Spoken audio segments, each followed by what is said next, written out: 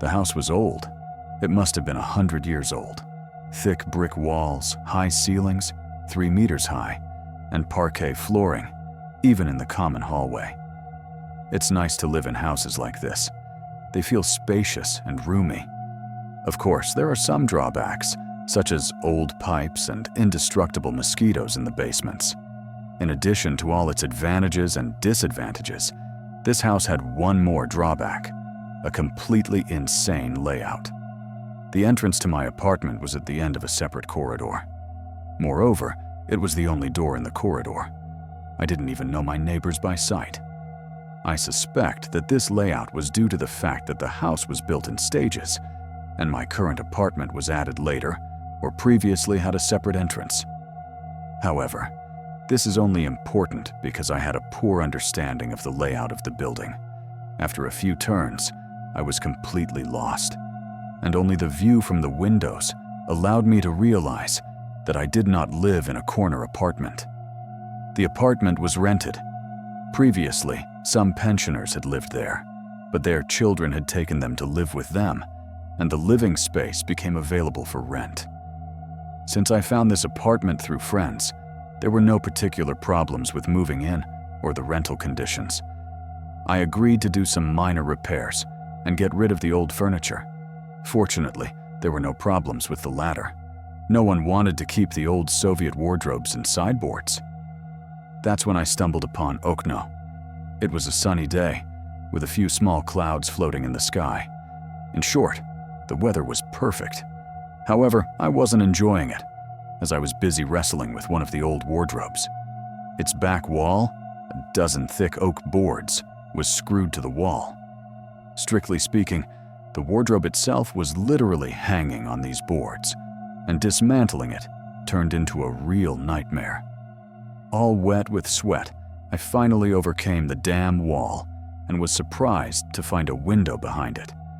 Old shutters, grayed by time and weather, dirty glass, and a faint light seeping in from outside. I was very surprised to find a window in the far wall of the apartment. Having finished with the boards, I opened it and looked outside. It led to a small inner courtyard. More accurately, I would say a well. I saw no entrance or exit from there. What was even more interesting was that I didn't see a single other window. It looked like it had simply been knocked through the wall to suit the previous owners. Shrugging, I closed it and returned to my uneven battle with the furniture. The window puzzled me, of course. I had planned to install a pull-up bar where the wardrobe had been, but the damn hole in the wall changed everything. I even wanted to brick it up, but then I thought it would be better to put my desk by the window. The courtyard outside was small, and judging by the appearance, the sun never shone here, except on summer afternoons.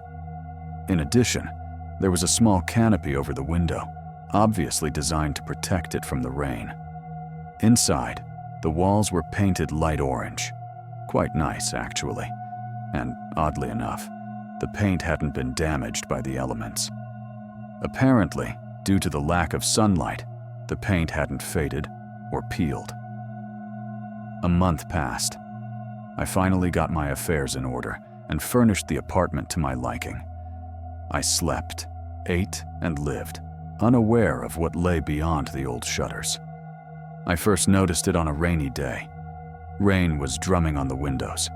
I had just returned home, wet to the skin, and angry as hell.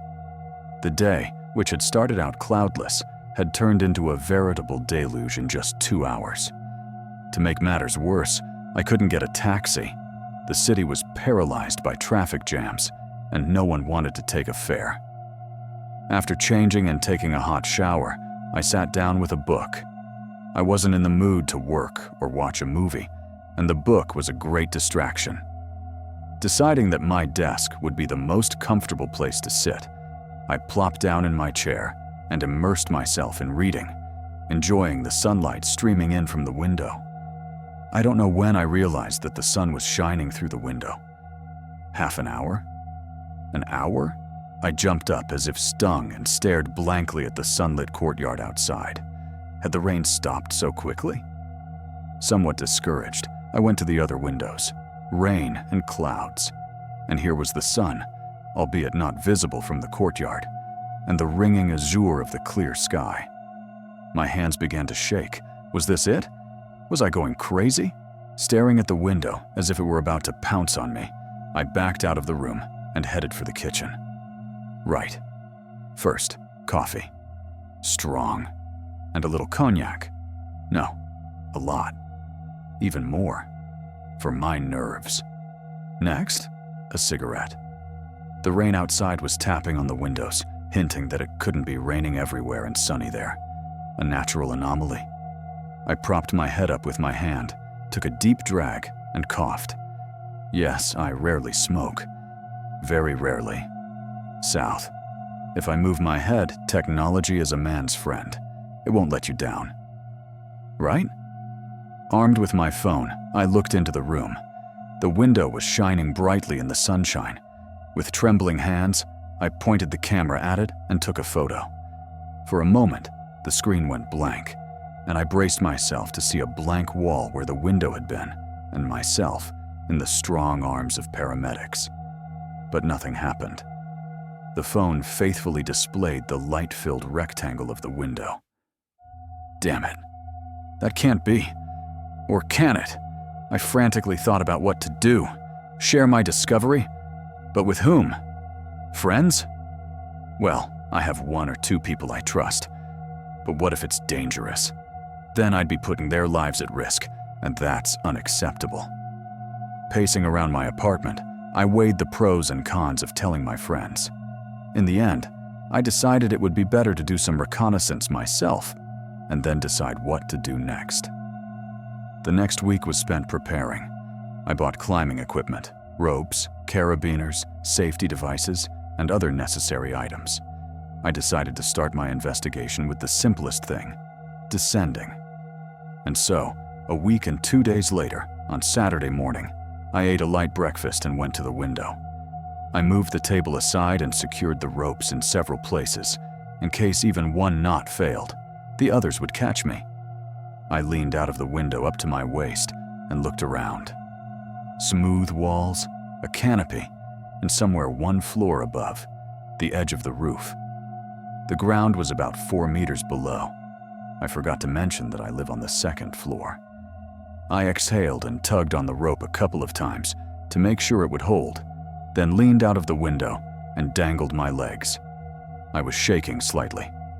One small leap for a man. I began to slide down carefully. Finally, I was hanging a couple of meters above the ground, clinging to the canopy with my hands. Cursing under my breath, I pushed off the wall and jumped down. The ground hit my legs hard, and I fell on my side. Nothing seemed to be broken. I got up and looked around. Nothing unusual.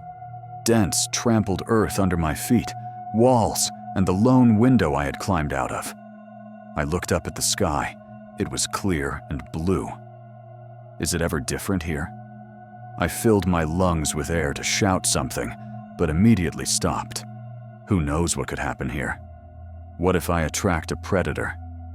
Suppressing the cry that was ready to burst out, I exhaled loudly. Well, that's it.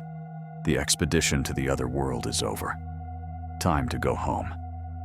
Gasping and snorting, I climbed back up.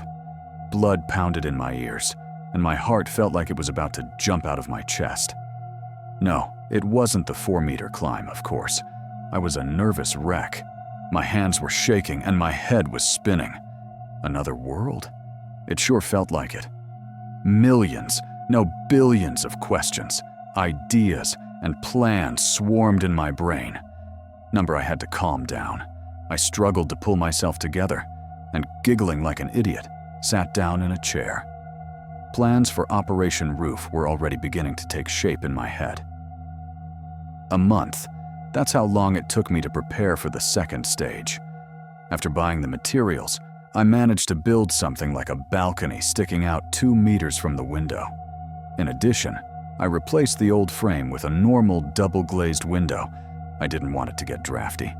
And installed a roller shutter outside under the canopy. After all, you never know what kind of nasties might be lurking out there. I also figured out the best way to get onto the roof. The answer was obvious. Build a ladder. This presented a lot of difficulties. Putting a 5-meter ladder on a narrow 2-meter balcony is not the best idea. In the end, I bought 24 steel brackets and made an improvised assembly ladder by simply hammering the brackets into the wall. It took several days, mainly because I spent a long time experimenting with how to secure them. My first attempts almost ended in disaster. One of the brackets broke loose, and I fell from the 3rd floor straight to the ground.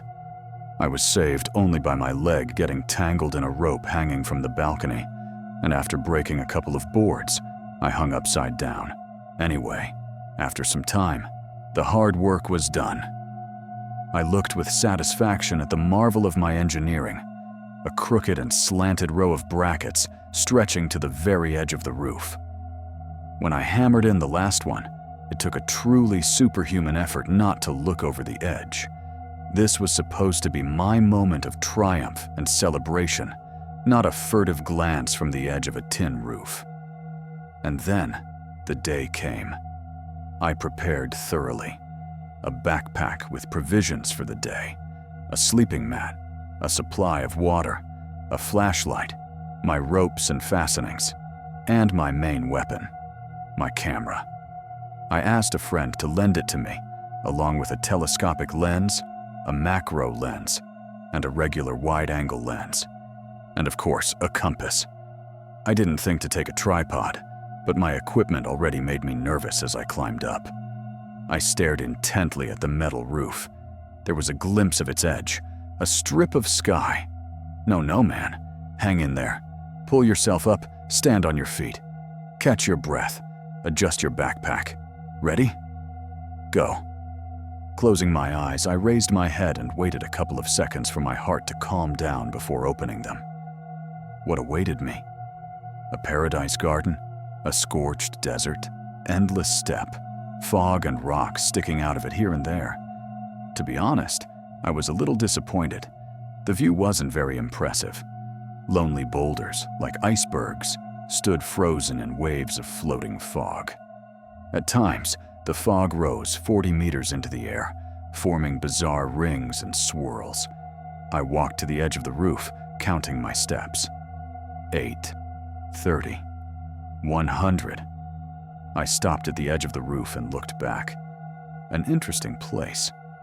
I had walked 100 steps, but visually the distance was only 20 or 30 meters. Spatial anomalies. An unpleasant chill ran down my spine. If the metrics of space were distorted here, then maybe time was distorted too. I suddenly thought that while I had walked these 100 steps, a whole day could have passed at home, and I had to go to work the day after tomorrow. For some reason, the thought that I might be late for work overshadowed my desire to explore this strange world.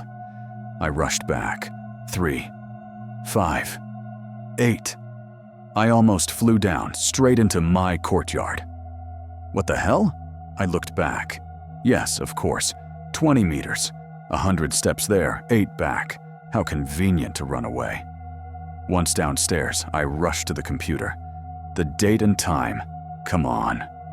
With trembling hands, I managed to open the calendar on my second try, the same day. Only 20 minutes later. Exhaling loudly, I sat down on a chair. The time was right. Well then, back we go. My anxiety was replaced by excitement, and after grabbing a sandwich, I headed back. Climbing onto the roof, I remembered something I had always wanted to check when I was a child. Let's see what the compass says. I took it out and stared intently at the needle. It made a half turn and froze, pointing north. I tilted my head back to check the sun and froze with my jaw hanging open. There was no sun. Looking around, I realized something else important. There were no shadows. None at all.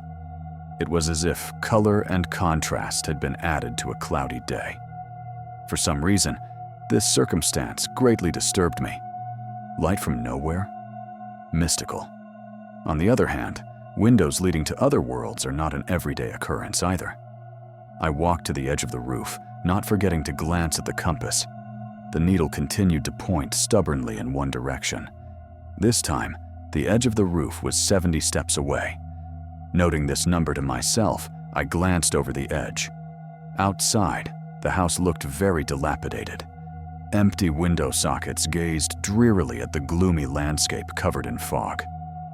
The fog washed against the walls of the building in waves, like a boundless, milky ocean. I thought I saw some movement down there, but no matter how hard I looked, I couldn't see anything. Looking around, I started to walk around the perimeter of the roof. The metal sprung under my feet and echoed hollowly, bending under my weight. I took a couple of photos with a wide-angle lens, then attached a telescopic lens and took a couple of shots of one of the rocks in the distance. A survey of the perimeter revealed only one thing. There was no way to get down. At least, I couldn't find one. At the same time, I noticed that the fog seemed to have risen a little higher. I wasn't entirely sure until I walked around the other side of the house and saw that the fog had risen to the level of the second-story windows. Before, it had barely reached the top of the first-story windows. For some reason, this made me feel uneasy. At the same time, I only now noticed that it was starting to get dark. Moreover, whereas before the sky had been clear blue, now it was evenly filled with the crimson glow of sunset. I must admit, all this made me feel uneasy.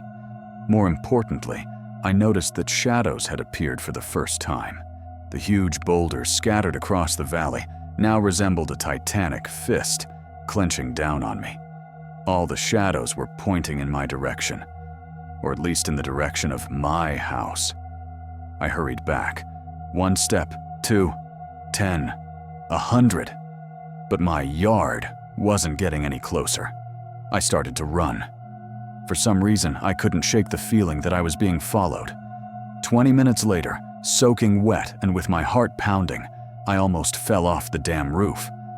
I turned around to see the fog dancing at roof level in the embers of the dying day. Another minute and it would rush toward me. Slipping on the steps, I quickly began to descend. The boards creaked mournfully as I jumped on them with all my might, missing half a meter of steps, and rolled head over heels into the apartment, immediately slamming the window shut and lowering the shutters with a clang. The apartment was deathly silent and pitch black. I turned on my flashlight, found the light switch, and turned on the light, immediately staring out the window. But all I could see was the lowered roller shutter and the glare of my flashlight. Exhausted, I collapsed onto the bed without undressing and fell into a dreamless sleep. Opening one eye, I glanced around the room. My body ached from yesterday's run. A light bulb warmed the ceiling. Groaning, I got up and stretched. Glancing out the usual window overlooking my familiar street, I saw that it was another cloudy day outside. I glanced at the window and the roller blind. No expeditions today. Tomorrow was a work day, and I didn't need to run through the fog again. Repeating this phrase to myself once more, I grinned. Idiot. The house must be in the middle of a swamp. Fog is normal for a swamp, even on a clear day. And in the evening, the vapors condense better, so it rises. What mysticism. Idiot. The day passed in routine. Whatever my guesses about the window and the fog, I tried to forget about them. And only in the evening did I sit down at the computer to look at photos. To my great regret, they were all overexposed. It was complete idiocy. You can't overexpose digital photos. For that to happen, you need. An unpleasant thought made me shudder.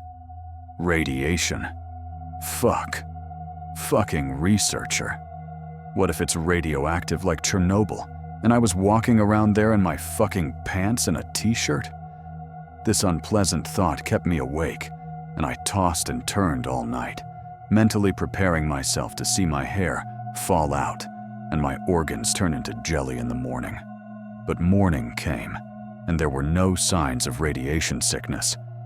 Nevertheless, I ordered a Geiger counter, and when I got it, I put it in my backpack first thing. I won't bore you with the details of my experiments and tests. Suffice it to say that there was no radiation there. None at all. Not even background radiation. I didn't dare venture out for more than half an hour and spent most of my time studying the physical properties of my newly discovered world. For example, I discovered that distance here depends on desire. The stronger your desire to get somewhere, the further you have to go. And apparently, my escape from the fog was successful, solely because I was thinking more about how not to cough up my lungs than about escaping from danger. Sometimes, clearing my mind of all desires, I crossed the entire roof in 3 steps.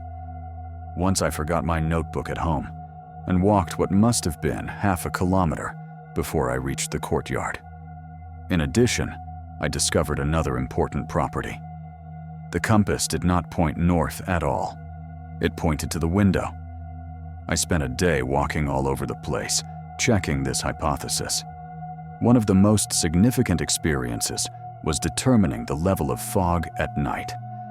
I found a special paint that was sensitive to humidity. In the fog, it turned a poisonous yellow color. I painted a 3-meter board with it and placed it vertically on the roof. In the morning, I checked the result. 2 meters exactly, plus a couple of stripes up to 3 meters. Apparently, these were emissions similar to those I had observed earlier. The next step was the Tower project. It took almost 3 months, but in the end, I built it. A 5-meter observation tower. It was truly hellish work. I never thought it would be so difficult to build such structures alone. However, one way or another, the last nail was hammered in, and I could get started. At the same time, during the construction process, I built a small winch at the top, which made it immeasurably easier to deliver even large and heavy loads to the roof. To be honest, I was terribly afraid. No, that's not right. I was so afraid that I put off my nighttime sortie for almost 4 days. The tower, covered with sensitive paint, revealed that some of the fog emissions reached 4 meters. Considering how much it scared me, I couldn't immediately bring myself to spend the night on that very tower. Dressing warmly, stocking up on food and 2 thermoses of hot tea, lamps, including 2 kerosene lamps, 2 electric lamps, and a couple of chemical flashlights, I set off on my expedition. I climbed the tower just as it was getting dark. From the height, I could see the picture better. The house was located in the center of a huge valley, at the very bottom. The fog, which I thought was rising at night, was actually just filling the valley, flowing in from somewhere outside. The first couple of hours brought nothing new. The fog swirled, rolling over the walls of my house. Then it crept over the edge of the roof, and thousands of ghostly snakes rushed toward me. I watched, mesmerized by the graceful dance of shadows. It was beautiful in its own way, although the silent advance of this white wall almost forced me to go down and run home. The sky gradually turned crimson, then black and red, and finally the last colors faded. A dome of absolute blackness overturned above me. The darkness, dispelled by 2 lamps, seemed to grow thicker with every passing moment. I could literally feel the elastic sphere of darkness closing in around me. Feeling claustrophobia overwhelming me, I lit one of the kerosene lamps. It didn't help for long. The dancing of the living fire, its warmth and soft, even light drove away the gloomy thoughts and feelings for a while. I even mustered up the courage to tie one of the electric lanterns to a rope and lower it from the tower into the raging sea of fog. I'm not sure what I saw, but it seemed to me that a huge, 3-meter-long, pale, ghostly hand, woven from fog, tried to grab it, but fell apart in the air and was scattered by the wind. Except for the chilling feeling that I was being watched, the night passed quietly. As the sky brightened, the fog receded, and within an hour, the valley took on its usual appearance. A week later, I decided to share my discovery with my friends. Considering that I hadn't encountered anything dangerous beyond the window, I decided to let a few of my closest friends in on my discovery. We agreed to keep the secret for as long as possible.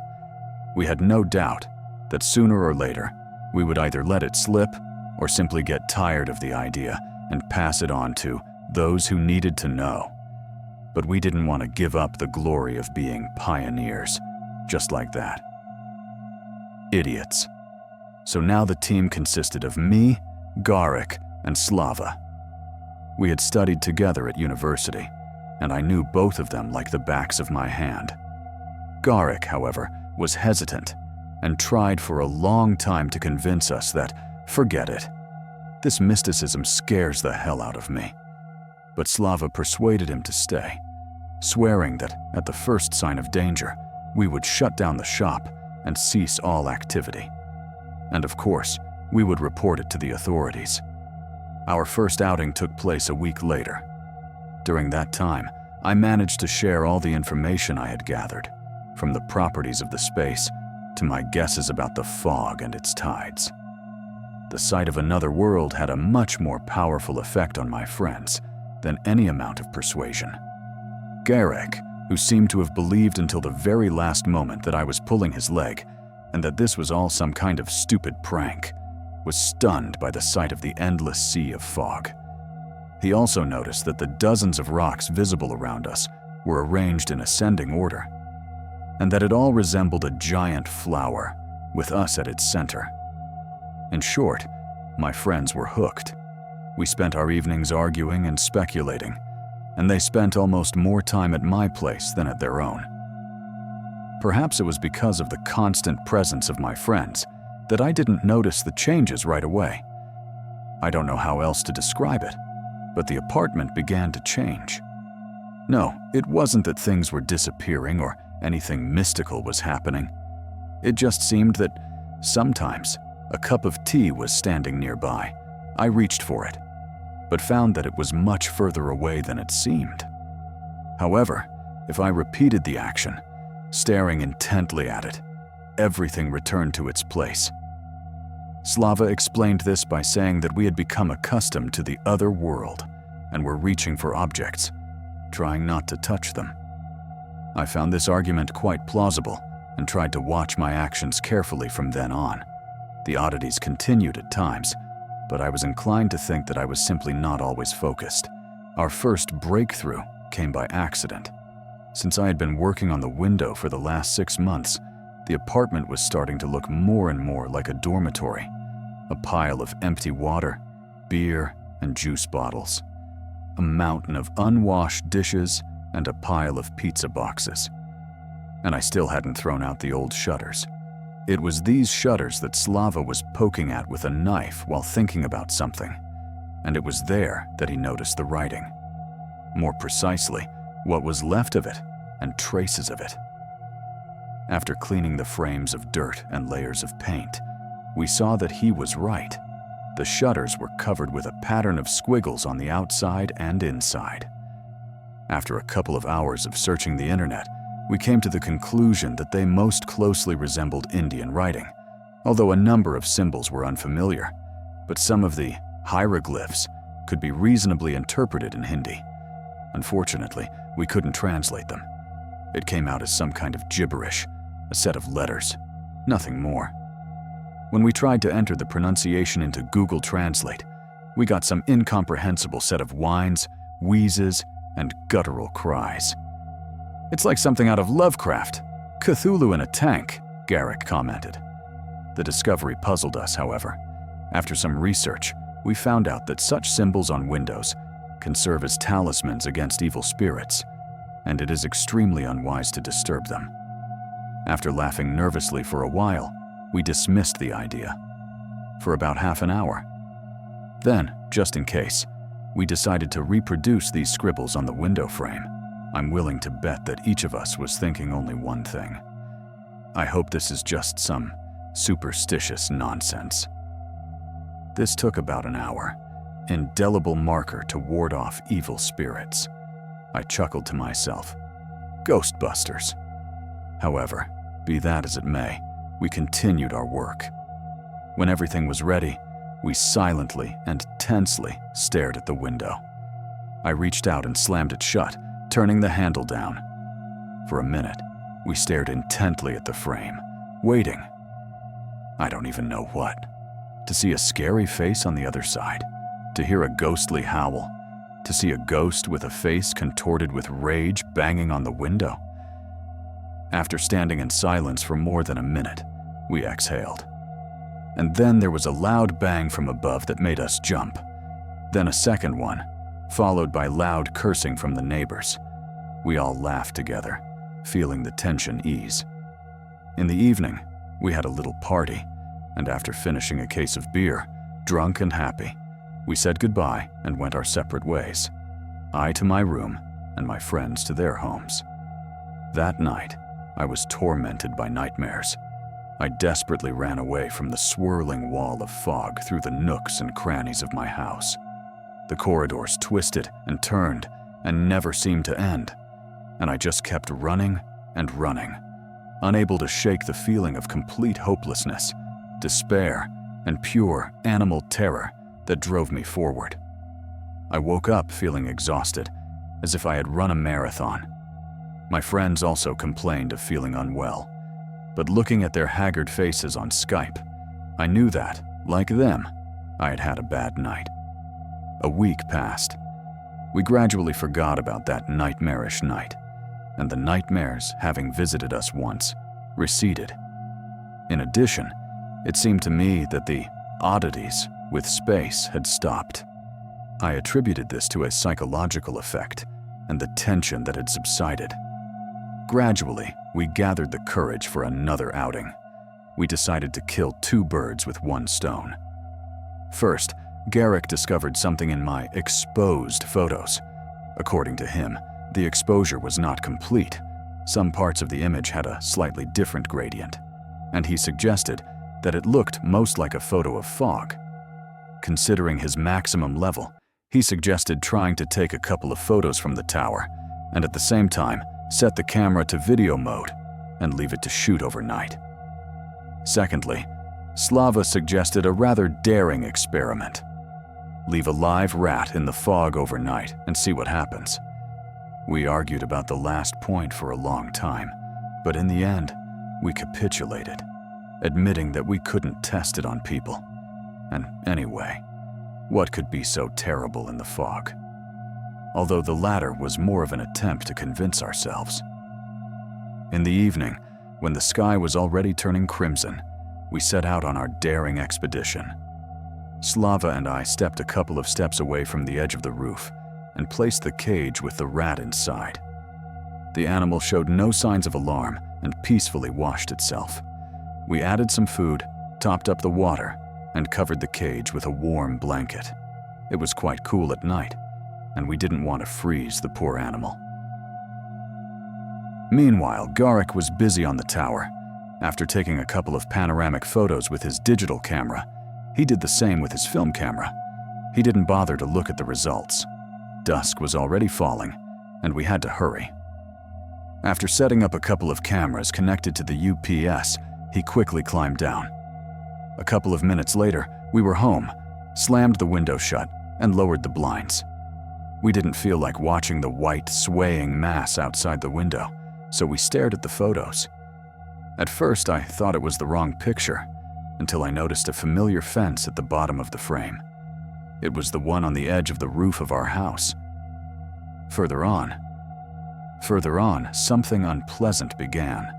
Everything was shrouded in fog, in which tall, thin, asymmetrical figures with several limbs could be discerned. Just looking at them was terrifying. We need to get the rat. Slava wanted to get up from his chair, but we sat him back down. It was too late. We all knew that. If that was what the fog was hiding, it was better not to go there. Ever. We should brick it up and forget about it. All the photos were similar. Fog, unpleasant figures that were terrifying just by their appearance. And the sky.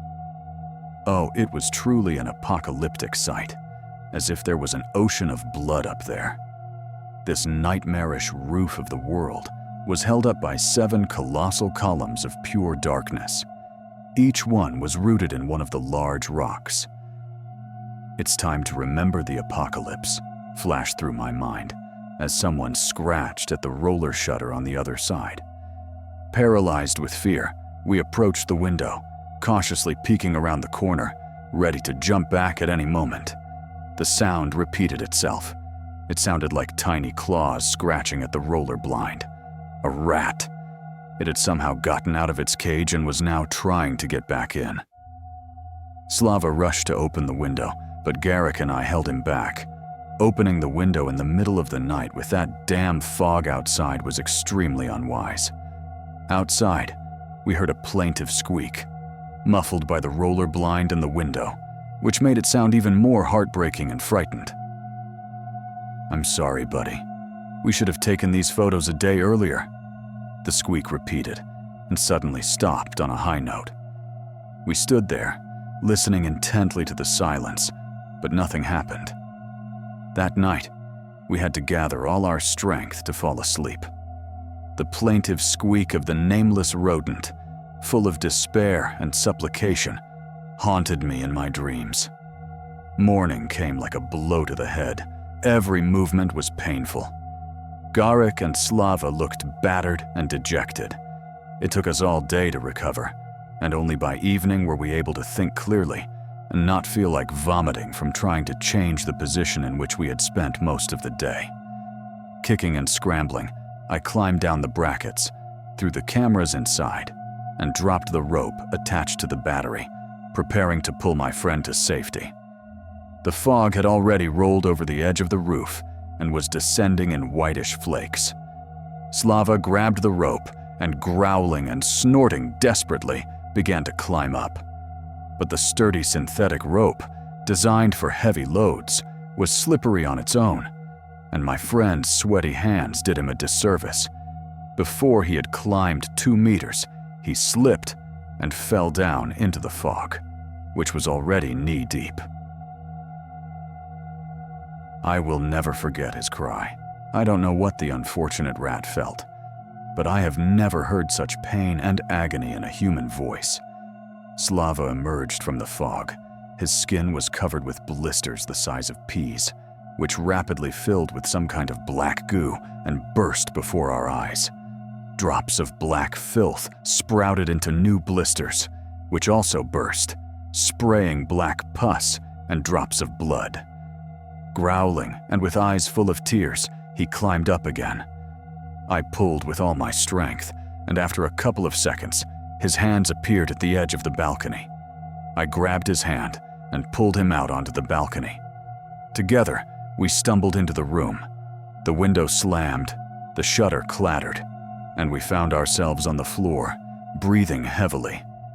Slava was muttering something barely audible. I glanced at him and was horrified. His whole body was covered with some kind of festering sores. His skin was blackened in places and covered with scabs. On legs that could barely bend, I made my way to the phone. I had to call an ambulance, or the police, or... damn. With trembling hands, I dialed the number and listened to the ringing, cursing the idle operators under my breath. "Nya! Idul!" I jumped up and turned around. Slava was standing in the doorway. His head was tilted to one side, his jaw was hanging open, and some kind of murky green slime was dripping from it. Almost all of his skin was blackened and covered with scabs. His eyes were sunken, turning his face into some kind of nightmarish, demonic mask. "Nya, Gervidul," the creature repeated and shuffled toward me. I did what my instincts told me to do. I grabbed the meat cleaver hanging next to the kitchen utensils and plunged it between the monster's eyes. With a sob, the creature collapsed to the floor, twitched a couple of times, and fell silent. I spent almost a month in a rehabilitation center. Gradually, my memories faded. The nightmares receded, and the grief of loss stopped driving me to the edge of the roof or to the bottom of a bottle. Garrick was found dead in his photo lab. He was holding exposed photographs in his hands, and it looked like he had burned the film before his heart stopped. His face was contorted in a grimace of horror. I don't know what he encountered there, and I don't want to know. My own nightmares are enough for me. The right authorities didn't believe me. And who would have believed me? I tried to show them the video recordings, which included a hellish landscape and dozens of figures slowly wandering in the fog. But at first, they just sent me away. And then they almost locked me up in a mental hospital, and I had to turn myself in. Allegedly, I had killed my friend. At that point, they couldn't deny it. Slava was listed as missing, and they had to come to my house. By then, all that was left of his body was a pile of decomposing flesh, but I showed them the window. By then, the courtyard had changed. The paint had completely peeled off, and all the walls, from top to bottom, were covered with intricate, creepy symbols. A week later, some people in plain clothes came to visit me. I pretended to believe that they were from some kind of research institute. They pretended to believe that I believed them. I told them everything I knew, and everything as it was. I don't know what they were doing there, but a month later, there was a gas explosion in the house. Fortunately, no one was hurt. The next day, I went to the ruins. Little remained of the house. A couple of load-bearing walls, and a lone, slightly crooked window, behind which you could see only the clear sky, and, if you stood just right, a piece of brick wall with dark red symbols. I wonder what would happen if the rain and bad weather washed away the squiggles we drew with a marker, and a gust of wind opened the window that had been crooked for so long.